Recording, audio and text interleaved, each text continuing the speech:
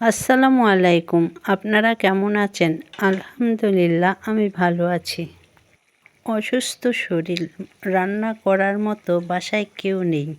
তবুও দুজনের একটু খাবার তৈরি করা এক ধরনের শক্তি। জীবন মাঝে মাঝে খুব নিঃশব্দ হয়ে যায়। তবুও হাল ছেড়ে দিতে নেই। নিজের উপর একটু মায়া রাখাটাও ইবাদত। আজকের রান্নাটা সাজানো গোছানো নয়, খুব স্বাদও হবে না জানি, তবুও অসুস্থ শরীরটাকে একটু যত্ন নিতে এবং পাশে থাকা সাহায্যকারীকে একটু সাহায্য করতে নিজের হাতেই রান্নাটা করে নিলাম। আলহামদুলিল্লাহ। মাছটা তাজা ছিল, পেটেও হালকা ডিম ছিল, তাই তো আমি মাছটা ভেজে নিলাম না, একটু মরিচ পেঁয়াজ দিয়ে কষিয়ে নিলাম।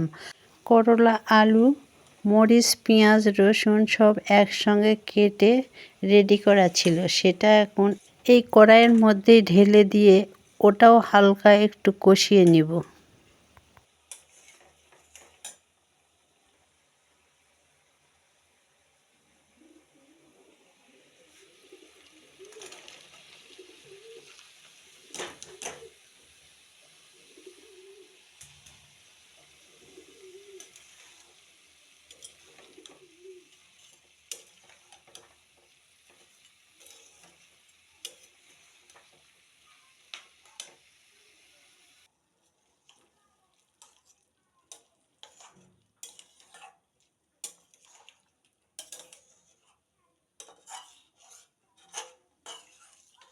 এভাবে নাড়াচাড়া করে একটু পানি দিয়ে আবার ঢেকে দিব সবজিগুলো একটু সিদ্ধ করে নেওয়ার জন্য।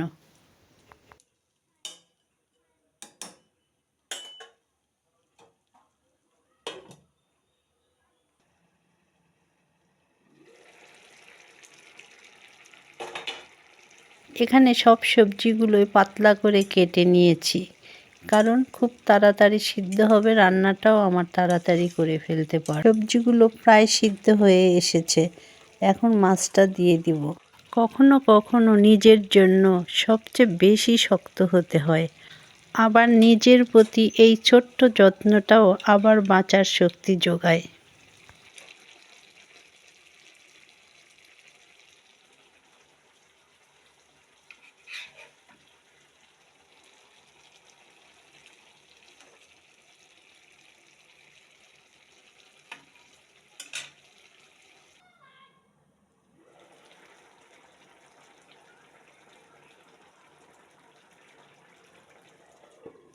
এখন লবণ মরিচটা টেস্ট করে নিব।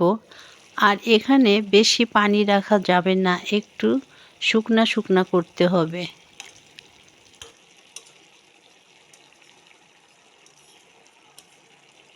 সবজিগুলো এর মধ্যে অনেক সুন্দরভাবে সিদ্ধ হয়ে গিয়েছে। আলহামদুলিল্লাহ। সবাই ভালো থাকবেন, স্বাস্থ্যসম্মত খাবার খাবেন, সুস্থ থাকবেন। আল্লাহ হাফেজ।